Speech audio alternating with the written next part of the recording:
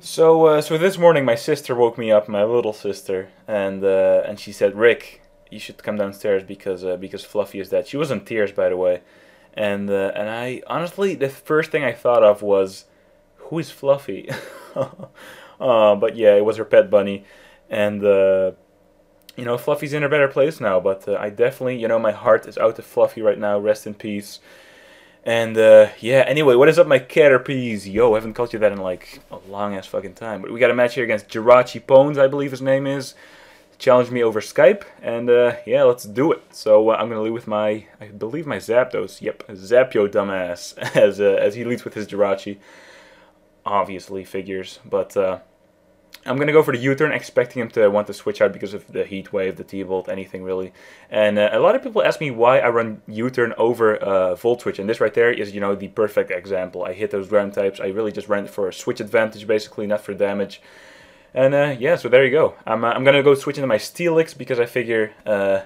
well, it's funny though, because to you, it probably looks like, why would you switch in Steelix? It's a physical wall, you're weak to Earthquake, what can you really do? But I have that Ice Fang with that sheer force being boosted twice because of the fact that it can flinch and freeze.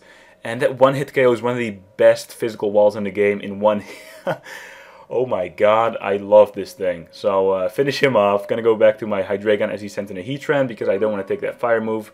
And I'm gonna mute that aim, by the way.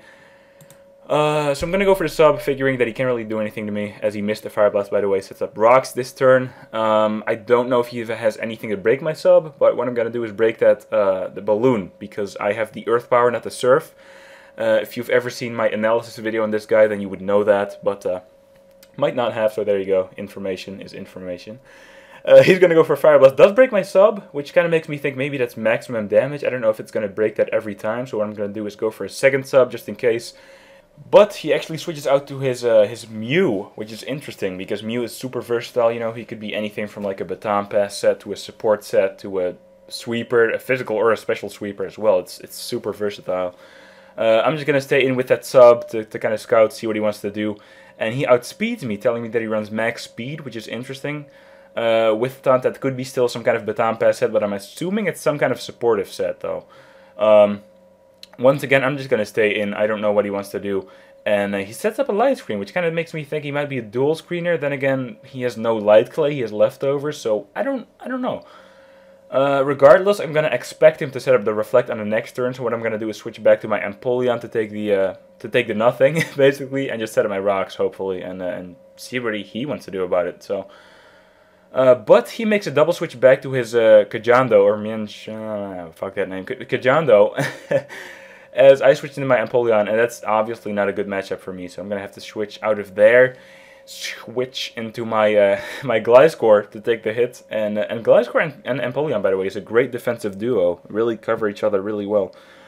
But yeah, so I'm going to go for the Toxic, expecting something to come in to take the Earthquake, which ends up being a Gengar in this case, so that's immune to Toxic as well as Earthquake, so I cannot do anything to him, not even shit.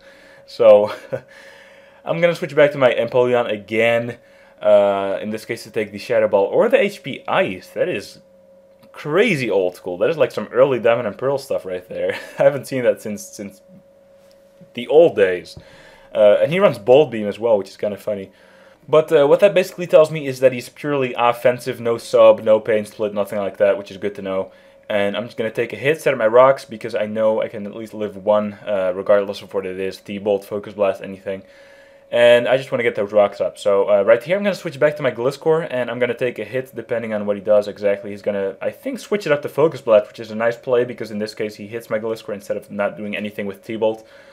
Gets a crit as well, which really doesn't matter. And I'm just going to go for the Protect and kind of see what he wants to do. If he wants to go for Shadow Ball, I don't want to switch out, because I don't want anything else to take too much damage. But he actually keeps going for HP Ice here, which is kind of weird, because Shadow Ball would have easily taken me out, as well as do twice as much as a neutral HP Ice would do on anything else. So what I'm going to do is switch into my Hitmontop. Once again, would have taken twice as much from the Shadow Ball, so I'm not sure why he's not doing that.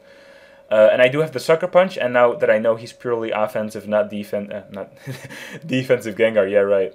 But knowing that he doesn't have sub or anything of the sort, I can just go for the Sucker Punch, finish him off. And that is what I do. So, and know what?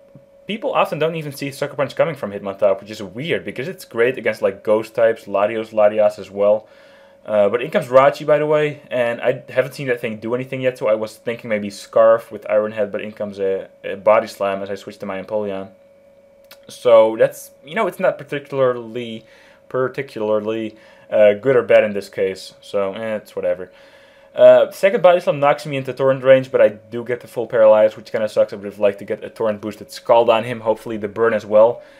Which is probably still going to happen, assuming he doesn't flinch me for like a bazillion turns, which he doesn't even on the first try. So I'm going to go for the Scald, get that Torrent boosted Scald off, as well as the burn, which is sweet.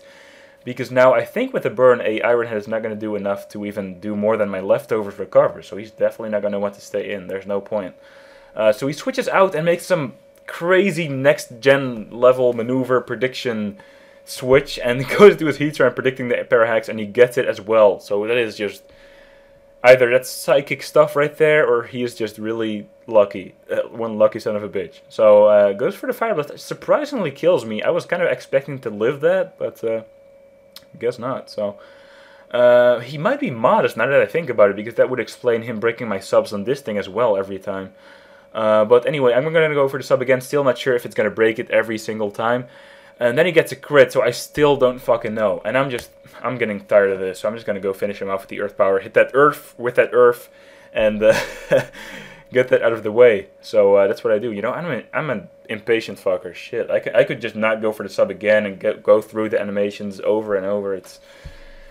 It's too much, man. It's too much. So in comes Kajando. He's definitely going to be faster, so I'm going to have to switch back out to my Zapdos to take the hit and hopefully zap his dumbass and zap the rest of his dumbasses on his team as well. So, because all he has left other than this is Jirachi and Mew, I think, and they're both at pretty low HP.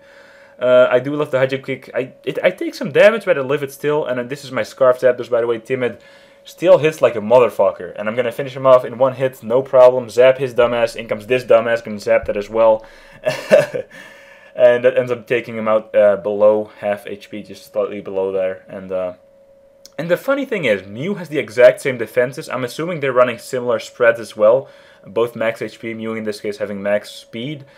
So why would this not kill, right? But it doesn't. So I don't know how that works. Like maybe that was minimum damage, or maybe the last one was maximum damage, or maybe I'm just talking about this even though it really doesn't matter. But yeah, anyway, that's going to be the game. Zap his dumbass, finish that off. And yeah, hope you enjoyed it. If you did, please like the video, helps out a lot. And Meta Podcast is going to be up tomorrow with Blame Truth. Was a lot of fun, by the way. Really great guy. Had a lot of fun talking to him, listening to him as well. And man, I am tired. So yeah, I'll see you guys later. Peace. Oh, and RIP. No, RIP. That doesn't even make sense. Rest in peace. Fluffy, that's his name. Or her name. I don't even know. Aww.